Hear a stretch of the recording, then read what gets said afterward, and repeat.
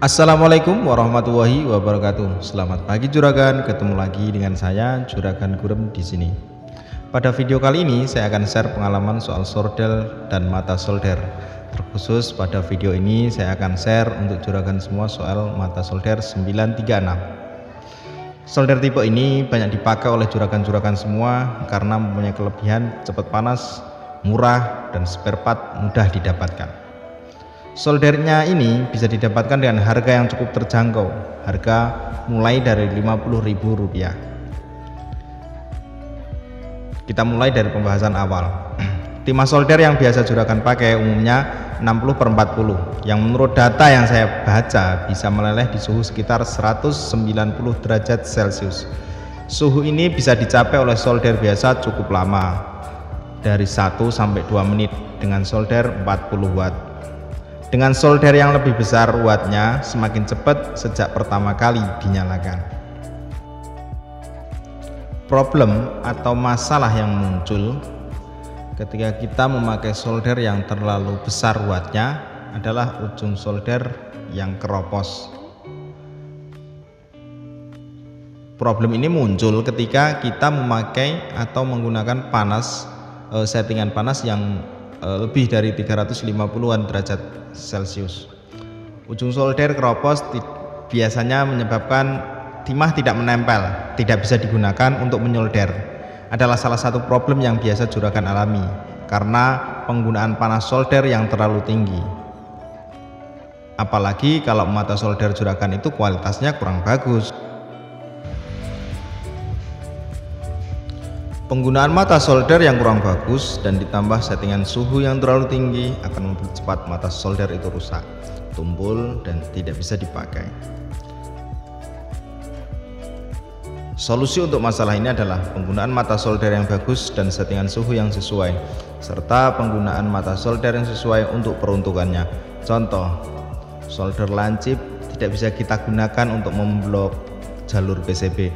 Begitu juga dengan mata solder bengkok lancip. Mata solder ini seyogyanya atau semestinya digunakan untuk mensolder titik-titik pad yang kecil. Kemudian untuk memblok jalur PCB bisa digunakan mata solder tapal kuda atau mata pisau.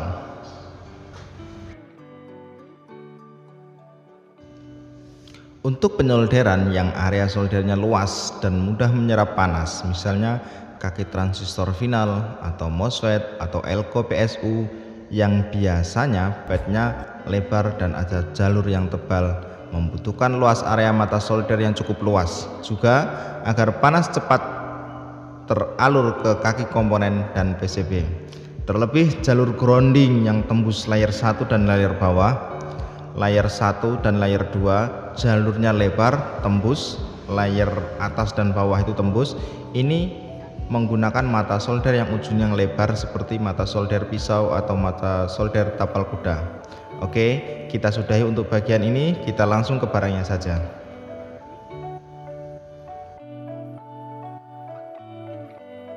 Ini dia mata solder 936 mereknya Kodi. Mata solder untuk solder station yang ujungnya rojeng sama mata solder station 936 runcing dan bengkok. Harganya cukup murah, harganya Rp15.000. Harga yang cukup murah melihat kualitas yang didapat. Sebenarnya ada merek lain yang lebih murah, tapi saya sudah mencoba dan tidak awet. Mentok 2 hari dipakai dan hancur. 2 hari itu sudah bisa saya lihat tanda-tandanya, yaitu keropos dan selanjutnya udah nggak bisa dipakai lagi.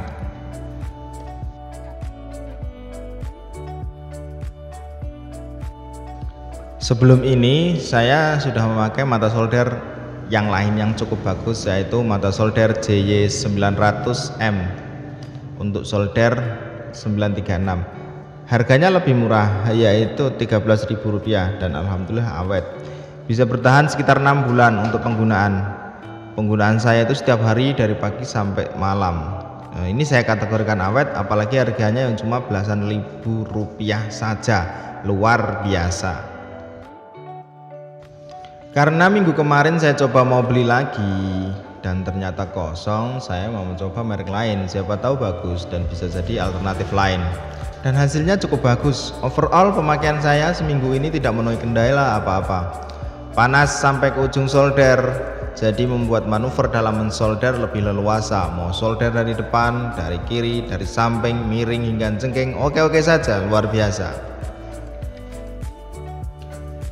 Berikut ini adalah video-video saat mata solder murah dan bagus ini digunakan. Kesannya cuma enak, murah, dan awet, semoga. Tapi kita lihat nanti, sebulan, 2 bulan kalau udah rusak, nanti akan saya upload lagi. Tapi biasanya kalau udah lewat masa 1 minggu, biasanya awet.